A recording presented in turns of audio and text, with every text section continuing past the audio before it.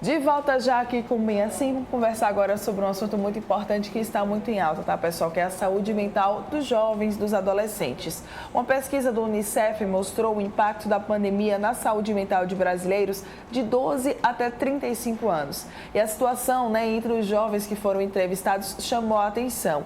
3 em cada 10 relataram sintomas de ansiedade. Então, para a gente conversar um pouquinho sobre esse assunto, vou receber ela agora aqui com a gente, tá? A psicóloga Klein Thatcher, que é, inclusive, especialista aí, em criança e adolescente. Seja muito bem-vinda. Obrigada pela sua presença aqui com a gente. Bom dia, pessoal. Bom dia, Mara. Obrigada mais uma vez por estar aqui. Eu adoro vir a esse programa. Eu adoro ter vocês aqui, é muito bom. Sobre esses temas tão importantes, Pois é.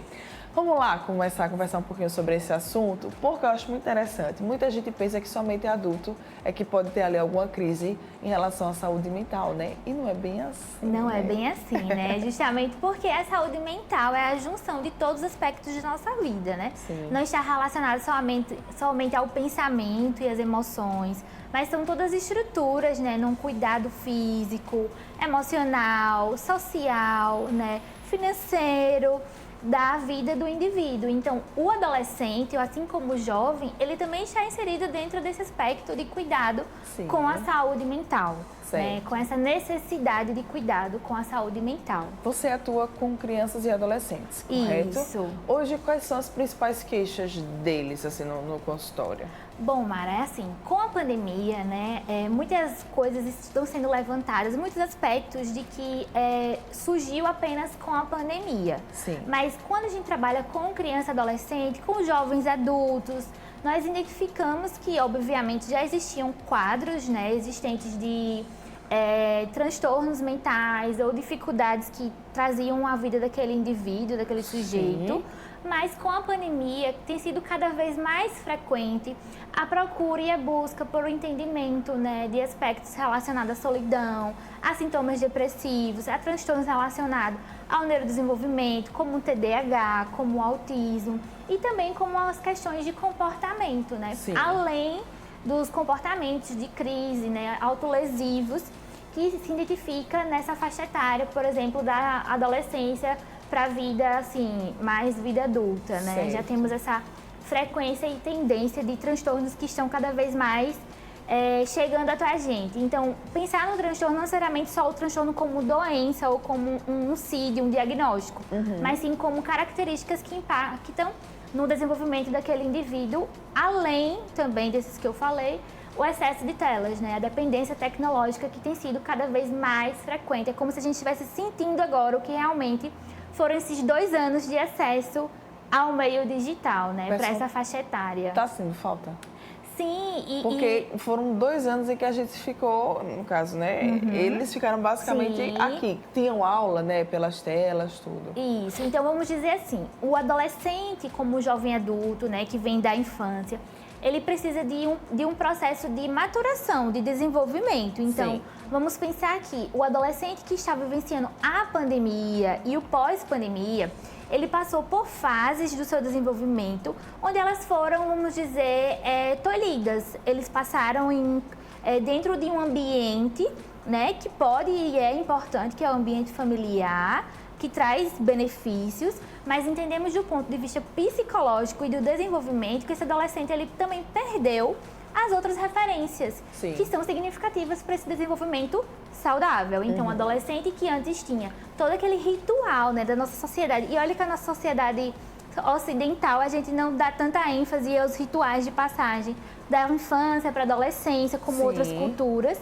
Mas quando a gente pensa nesse adolescente que saiu da infância e entra na pré-adolescência e na adolescência, num ambiente de casa, sem o seu vínculo com os pares, ele tem uma dificuldade a mais, né? Ele apresenta algum tipo de alteração porque ele passou, vamos dizer assim, ele era criança, se tornou adolescente em meio à pandemia. E aí hoje, como adolescente, ele volta ao convívio social, ele é recolocado de uma outra forma, uma outra pessoa, porque tudo muda, não é só o corpo, né? Não, tudo mudou e aí ficou uma confusão, porque nem os pais, né, os adultos em torno desse adolescente conseguem entender muitos comportamentos e nem o adolescente está conseguindo se perceber nessas mudanças, nessas vivências de transformações. Então, com certeza a gente vivencia dificuldades, né, e essas faltas que houveram durante o período pandêmico e agora o pós-pandemia, né? Podemos dizer hoje que a gente já vive um pós-pandemia e que a gente ainda não tem dimensão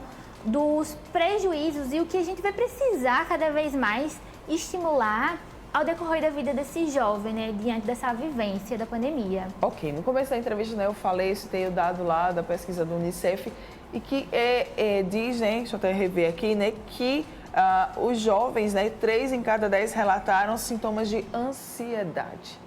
É o primeiro, assim, é a primeira coisa que eles falam? Vamos pensar que a ansiedade, né? A ansiedade existe, o transtorno de ansiedade, que quando a gente entende que essa ansiedade, ela já é patológica, ela já está no nível que não é mais natural para o meu organismo. Quando a gente pensa na ansiedade, ela é um processo de estado fisiológico, emocional. Então, é natural, todos nós podemos nos sentir ansiosos em algum momento, porque o nosso cérebro, ele, ao longo da evolução humana, da espécie, ele construiu adaptações e características para a gente lidar com os acontecimentos do dia a dia, as vivências de perigo. Só que como o nosso cérebro ele foi se adaptando, ele foi se remodelando, a gente também, vamos dizer assim, o jovem ele tende a avaliar situações do cotidiano como perigosa.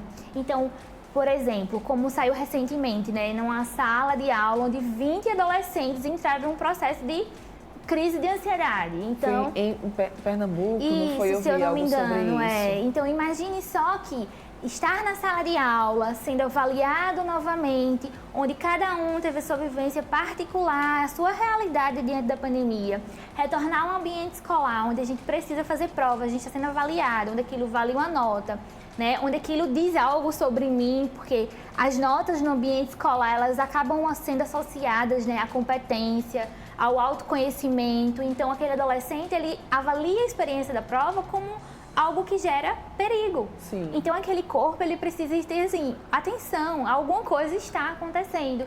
Então, quando a gente pensa, né, nessa busca inicial, eu venho notando cada vez mais, e é algo que a gente observa dentro da comunidade de saúde mental, de cuidado com a infância e adolescência, é justamente essas transformações que vão surgindo, né, e que às vezes elas vêm acompanhadas tanto de sintomas de ansiedade como de sintomas depressivos, né? Sim. Então, é um adolescente que se demonstra mais no aspecto de solidão, mais realmente com o humor deprimido, não somente tristeza, né? Uhum. Mas aquela a falta de energia, aquele adolescente que se encontra mais apático, desinteressado, e aí a gente vai além de preguiça. Não é preguiça, né? É justamente uma percepção que a gente tem de que é alguém que é como se assim, tá faltando algo para dar um estímulo, uma motivação, né? Para que esse adolescente busque seguir os movimentos naturais dessa fase. Certo. Os adolescentes, eles são mais sensíveis? Eles têm mais sensibilidade que os adultos? Podemos dizer assim, as pesquisas vêm mostrando, né, que os adolescentes, eles interpretam as emoções de forma muito mais diferente e intensa que crianças e adultos. Sim. Então, quando a gente pensa numa fase do desenvolvimento, onde esse adolescente está em transformação, na busca por identidade, e o jovem adolescente, né, que vai crescendo, ele vai interpretando as suas vivências de forma, vamos dizer, mais intensa. Vamos pensar nas cores. Enquanto o adulto, muitas vezes, a gente está entre o branco e o preto de algumas vivências, né? Porque a gente acaba tendo um pensamento muito mais literal, né? Porque a gente segue um padrão ou uma necessidade diante da vida. O adolescente, ele está num misto de cores. E esse misto de cores, ele dá uma intensidade tremenda, né? As nossas vivências, que é o que a gente vai perdendo quando a gente se torna adulto. O adolescente, ele tem aquela coisa assim, ele tem o impulso, ele tem a capacidade de fazer, ele está com a energia. Enquanto nós adultos, a gente pensa mais. Então, a gente se limita. Que eu vou fazer isso mesmo? Exatamente. Na adolescência, a gente já tem uma característica, por natureza, muito mais diferente, né? Então, a gente associa que os adolescentes, eles interpretam tanto as emoções de forma muito mais intensa que crianças e adultos, como também os eventos estressores. Os adolescentes, eles tendem a interpretar os eventos de estresse, né? Por exemplo, a pandemia é um evento estressor, porque ela desencadeou tantas outras consequências. Ele associa esse evento estressor ao afeto negativo muito mais de forma direta. Sim. Então, porque ele está na fase de mudanças, de construção, de aprendizado. Então, ele está aprendendo ainda também, porque é aquela fase onde eu não sou criança, eu não sou adulto, estou no meio. E aí, trazemos uma percepção de que esse adolescente vivencia de forma muito mais intensa essas relações, né? Certo. A família deve ser, Klein, parceira desse adolescente? Muito. A família deve cada vez mais ser parceira desse adolescente, porque assim, hoje a gente vivencia um grande marco, eu penso e vejo na prática diária, né, no atendimento clínico, nas buscas por terapia, de que cada vez mais os adolescentes também estão buscando. Antes a gente tinha um viés de que os pais buscavam a terapia e os adolescentes não queriam, eles resistiam à terapia justamente porque é um adulto que eu não conheço falando sobre coisas que eu acho que não é verdadeiro, porque não é um adulto que está falando, né?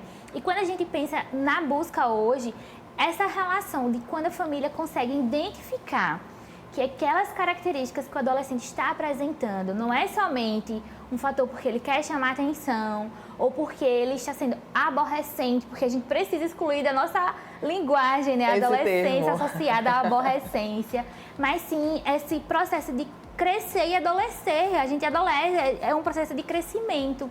Então, a família, quando ela está muito, vamos dizer, engajada com esse adolescente, a gente tem uma visão totalmente, vamos dizer, positiva e saudável para esse adolescente, porque a visão que esse adolescente tem de si mesmo, ela vem acompanhada da visão que essa família tem de seus problemas. Então, imagine que quando esse adolescente está num ambiente onde as suas dores estão sendo observadas, né, mesmo diante de todas as dificuldades dessa relação entre gerações, a gente tem uma percepção de indivíduo, do ser humano totalmente diferente. Então, é como se a gente está dando a liberdade desse adolescente sentir e a gente dá a ele a estrutura para percorrer caminhos, vamos dizer, menos dolorosos diante dessa vivência que é a adolescência e transformações. Até a vida adulta, né? Chegar a essa fase de independência, literalmente. Perfeito, maravilhosa. Tá, ok, a gente falou então agora sobre a família. E a escola, né? Quando a gente fala também de saúde mental, é importante que a escola ela também seja uma parceira da família, desse adolescente, que seja também ali um ambiente onde ele se sinta bem e seguro para estar. Totalmente, né? Porque assim, a escola já era uma instituição onde a gente entende que a escola ela é fundamental para o processo, né, de desenvolvimento, não só de aprendizagem, mas também social, de relações, de interações, de desenvolvimento até de habilidades como empatia, como você conseguir, né, ter respeito pelo outro. Então, a escola ela é essencial nesse processo e a gente entende que, assim, a escola e a família ela vem passando por um processo de fragilidade, porque a escola também precisa se readaptar ao novo sistema, né? Ao novo sistema, quando eu digo que a escola também precisa passar por mudanças para poder atender também essas demandas que a gente tem hoje, porque vamos pensar, o adolescente que volta à escola hoje, ele não é só o adolescente focado no seu mundo. As pessoas têm uma falha percepção de que o adolescente ele foca apenas no seu mundo, porque às vezes parece que ele é egoísta, que ele está lá no quarto dele, não quer saber de nada que está acontecendo. Mas o adolescente, ele está preocupado com o mundo. Então ele está preocupado com a guerra que acontece, com a doença, com as pessoas que morreram. Então, esse adolescente, ele não está só vivendo as suas vivências, ele também está preocupado, estressado com as vivências desse pai, com as vivências na escola. Então, a escola hoje é um ambiente que precisa acolher essa necessidade do adolescente e ser unida com a família, assim como a família precisa dar a mão à escola. Porque, vamos pensar, os dois, eles são essenciais. E um está aqui para fortalecer o outro nessa construção. Sim. Quando a gente adota uma postura muito de individualismo, né, só a família ou só a escola, a gente deixa de olhar algum lado.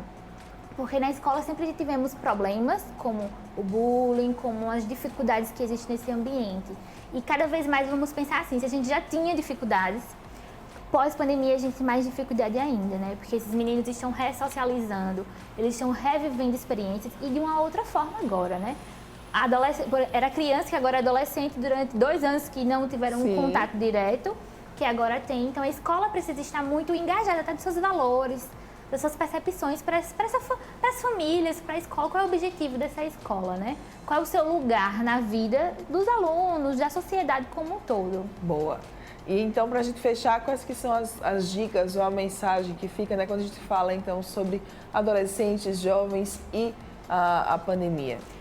E a saúde mental, na verdade. A saúde mental como um todo, né? Nós estamos passando por transformações, a gente não tem como negar isso. E aí, como eu disse, esse adolescente, esse jovem, ele também... Como é o jovem hoje? O jovem de 2 anos atrás não é igual ao de hoje, né? Então, o jovem dos anos 2000... Não, desculpa lhe interromper, mas assim, se nós, adultos, não somos os mesmos de 2000, vamos colocar assim, 2020, Isso. Imagina uma criança, imagina um adolescente, né? Com certeza, todo mundo mudou, né? Totalmente diferente, né? Então, a gente tem que pensar nessa vivência, com tudo aquilo que eu coloquei, no sentido que são muitas mudanças, e mudanças que trazem prejuízos e preocupações também. Então, são muitas vezes famílias que estão passando por também questões de pais deprimidos, pais ansiosos, pais que perderam financeiramente, perderam entes queridos, né? Juntando a todo o contexto de excesso de telas, com as dificuldades de aprendizagem. Então, nesse momento, é importante que a gente valide, a gente reconheça, né, que às vezes a gente precisa de ajuda. Sim. E às vezes a gente precisa de ajuda para ajudar o outro. E que às vezes a gente não dá conta sozinho realmente, né? Até como pais. Porque os pais também, eu entendo que os pais quando nos buscam, quando eles procuram um acompanhamento, para eles às vezes todas as possibilidades já estão esgotadas. Mas às vezes, né, não estão todas esgotadas. Talvez a gente não consegue visualizar aquele adolescente de forma diferente. Sim. Né? E até de entender, porque não viemos de uma educação onde entendemos as fases, as mudanças que acontecem. Então, quando os pais começam a olhar para essas mudanças e essas necessidades que estão trazendo prejuízos para o funcionamento do adolescente, daquele jovem adulto e até para a família também, a gente vai buscar formas de ajudar esse processo, de fortalecer essas vivências, né? Então, cuidar da saúde mental é cuidar do todo, né? Seja a parte social, financeira, mental, biológica, né? Quando a gente tem um cuidado com a saúde, com o nosso sono, com os nossos hábitos. Então, a nossa saúde mental está relacionada a tudo isso. Não é só o que o seu filho pensa ou o que ele come, né? É tudo aquilo que ele faz, é o que faz parte do mundo dele. Então, são aspectos que a gente precisa fortalecer cada vez mais. Muito bem, maravilhoso demais. Quem quiser mais dicas, como é que pode fazer, Kleine? Então, estou lá no Instagram, no Psicline Thatcher, né? E a gente fala sobre saúde mental, sobre vivências do dia a dia, sobre as curiosidades da infância, adolescência, desafios e encantos também, né? Dessa fase de mudanças e que a gente precisa ser o adulto para esse adolescente que Verdade. Alguém talvez não foi pra gente quanto adolescente, não? A gente precisa ser esse adulto na vida desse adolescente. Então, estou lá. Qualquer coisa, estou à disposição. Estou na Clínica Psicologia em Destaque e aí lá a gente tem uma equipe de profissionais que trabalham com terapia cognitivo-comportamental na infância, adolescência, adulto, idoso. Então, assim, um ambiente realmente onde a gente estimula o cuidado à saúde mental. Oh, que super equipe, viu? Obrigada, tá, meu amor? Mais uma vez, parabéns pelo seu trabalho. Meu Linda, amor. Incrível. E olha, depois desse papo super legal, vou te convidar a não sair daí, continuar aqui juntinho com a gente. Tem mais um bloco de programa e no próximo bloco vai ter música aqui, tá? Ana Galgani é quem vai cantar e encantar aqui a gente. Então não sai daí, eu volto já já.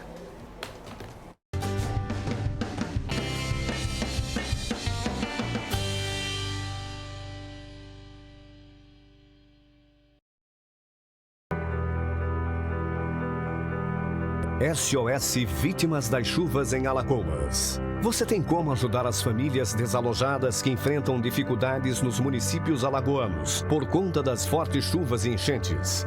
Doe água, alimentos e produtos de higiene pessoal. Seja solidário. Ponto de arrecadação na sede da TV Gazeta no Farol. Iniciativa Instituto Arnon de Melo.